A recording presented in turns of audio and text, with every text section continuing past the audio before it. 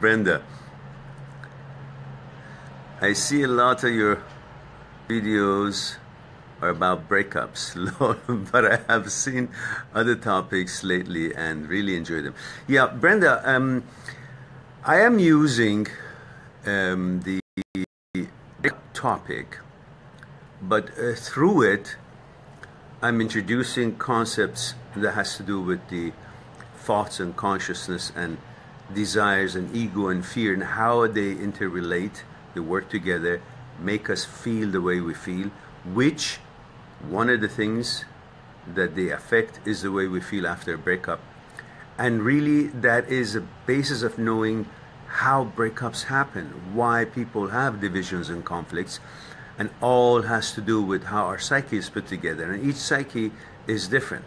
It's kind of like the fingerprint. Each person has his own special signature on that. And the way we've been put together and according to how we've been raised and the backgrounds and traditions and religions and the customs and things we've been exposed to and how we've been treated and all that, we have accumulated a certain different kinds of information in our consciousness, which is us. In turn, consciousness is our center, is us. And that is what really interacts with the other person's consciousness. And just because, you know, you look in a certain way and you live in a certain city and you have a certain job and your partner may seem to be having same kind of a short-term background in the same city, same kind of laws governing his life where he lives, the same kind of routine, similar kind of routine, places to go. It doesn't mean that you guys have that much in common, because really what comes to work is how your psyches are having things in common and interacting. So in fact, people are really having a relationship between their consciousness and their images, the image that they have of themselves, the image they have in their mind of the other person, and the image that the other person has in his mind or her mind, and the image of this other person that that other person has in his mind. So really it's the relationship between images and the consciousness.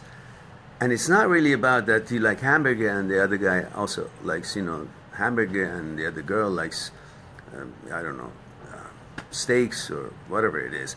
It's not about what two people like during their daily life. It's about how this ticks, how they perceive life, how they see it, how they analyze it, based on what is the ingredient that has made this.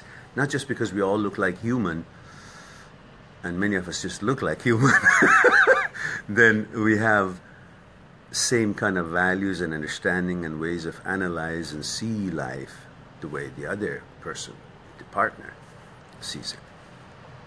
So through this breakup, we learn a lot about how our psyche works, because it makes it come alive. But if I only focus on how to describe the actual psyche, for some people it becomes boring, which is not supposed to be, because that is exactly what we should know, because we know everything about almost any kind of machinery, gadgets that we find in life, and we are excited to learn about it, but we never really spend time to learn about how this gadget is made. We only take it for granted. We only think that this gadget is about sleeping, eating, going to the bathroom, and having a relationship, having pleasures, and traveling, and buying things. That's the limited, visible, physical part of this whole thing. What really has made us to be who we are, it's really how this inside, the energy, the flow of energy, the way we see things, how we perceive things, how we observe things. Are we within now, the present moment? Are we living in our memories? Are we looking at the life the way it is with the eye of the past? Are we worried and conjuring up things that hasn't happened in the future and we try to catch up with it? Or are we actually living with the flow of the energy of the present moment as life proceeds, as life blooms, as it's happening? Or we are only concerned about what happened or what will happen. And neither one of them is alive. None of them exists. So really the life that we call living is based on non-existence of the past or the future, which is called death of the past, or non-existence of future, which makes it an illusional life. So that's basically what I try to do. And of course, if you go on a playlist called the Psyche, I have many playlists on the channel. If you go on the playlist called the Psyche, you will have the kind of things that you want to more hear about. They're more in tune with the Psyche rather than with the breakup song. Yeah, when I dig deeper into situation, yeah. Good. I'm glad, yeah.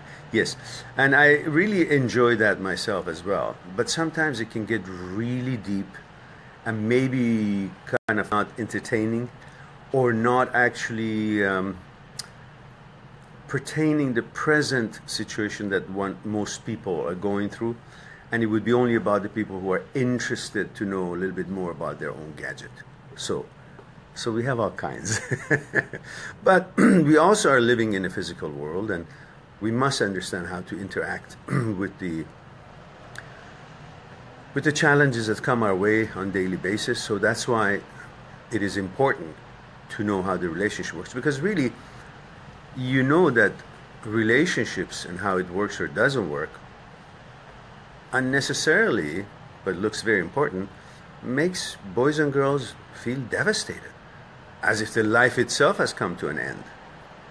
And that's why we need to understand the reasons for how we feel after a breakup in the relationship, what happens, so we can at least feel confident again, feel we're whole again. Nothing is lost when we break up. And it's only in certain levels that those are the levels that we explore.